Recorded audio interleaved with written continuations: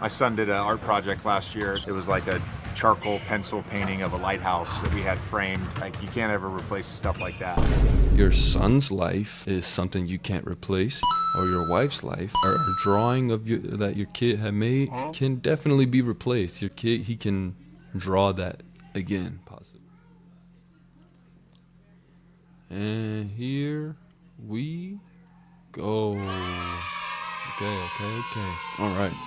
JJ Redick was not prepared to see his home after it burned down in LA wildfires. This is from SportsCenter. We're going to react to this because I saw part of the video. It wasn't from SportsCenter. It was a different video where the press was just asking JJ Redick.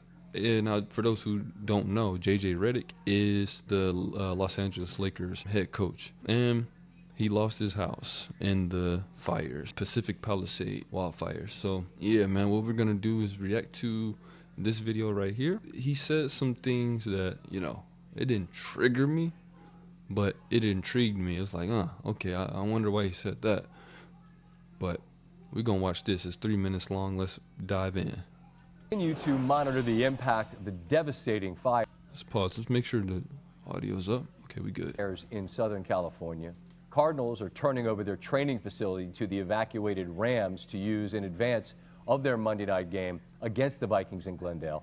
They also sent 2 of the team's planes to Los Angeles this afternoon to help pick up members of the Rams team, its staff, and their families. Meanwhile, in the NBA, postponements of both the Lakers and Clippers games scheduled for Saturday gives you an idea of the scope of this tragedy. And unfortunately, Lakers head coach J.J. Redick knows it all too well. He lost his home in the fires, and it was riveting as he shared this personal pain with the media this afternoon. I was not prepared. I was not prepared for what I saw. It is, it's complete devastation and destruction. There are certain things that you can't replace, that will never be replaced, and it's like weird. It's really weird. My son did an art project last year at St. Anne's in Brooklyn, and it was like a charcoal pencil painting of a lighthouse that we had framed above the stairs, and like, you can't ever replace stuff like that. It's just like, okay, he said that's something that you can't replace, right? A picture that his son had created, like a charcoal painting or what have you. He says that's something that can't be replaced.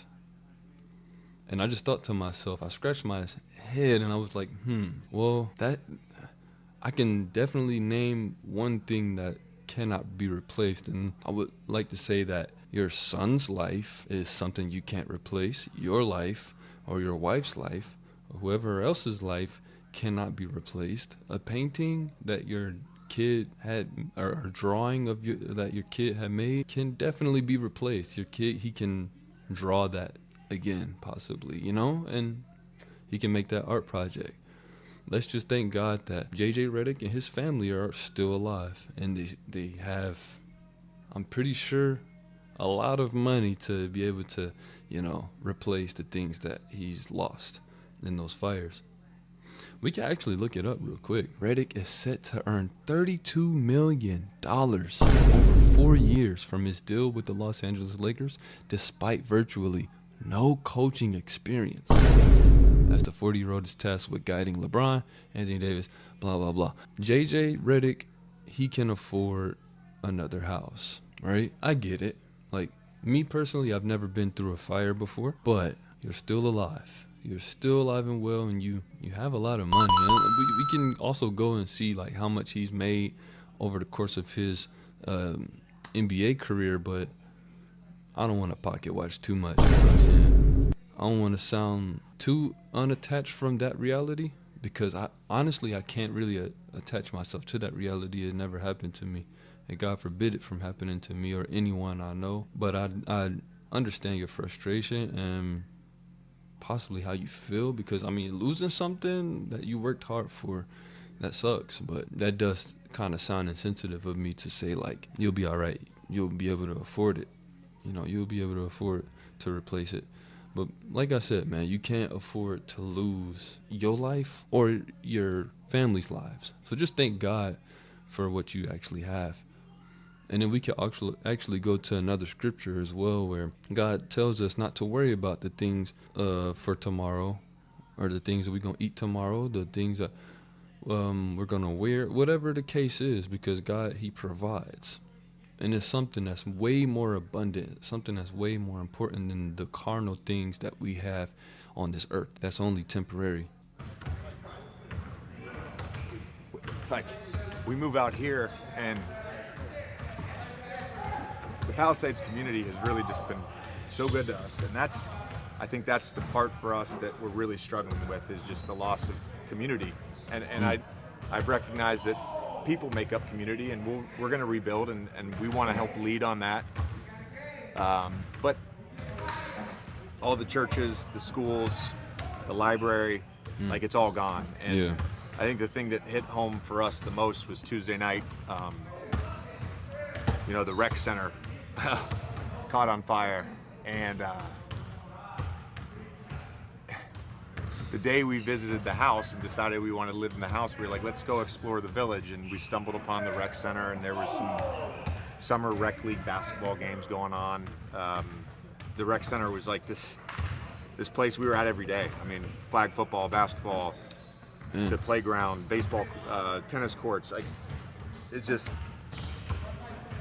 and everyone we knew was there every day. And It sounds like, I get it. I honestly do get it. I understand it. You grow to be attached to these things that are of this world. It's everybody. We all grow to be attached to, things and our possessions and stuff. Maybe this is God. Maybe this is God detaching, these people from these possessions that they have, these worldly possessions, letting them know that, hey, like, this is your earthly home, but this is only temporary. This is nothing compared to what he can offer you for an eternity. And that's the thing that we just all have to, realize in our own minds, is that we are spiritual beings. We're more than just a carnal being. After this life is over with, we're either going to go to heaven or hell. And I hope and pray that, people who are going through these things come to a realization that Jesus is the way. He's the answer. We are human. We are living and confined in these vessels to where we live these lives, and we build up our lives, and we get a certain sense of pride. Sometimes people tend to shun the gospel, shun God, and I'm ashamed of it myself. I thank God that I was delivered, and I see the error of my ways, but that's human nature. You gotta realize this is not it. This world is not all we have. It's not. it just hurts to lose that. Unfortunately, I can relate to the ache that you hear in Redick's voice. Easter Sunday, 2022, my family's home was lost to a fire. We were lucky our kids' artwork survived. You don't know. Man. Again, I'm gonna continue to pray for the people. I'm really gonna continue to keep those people in my thoughts and prayers, because that's tough.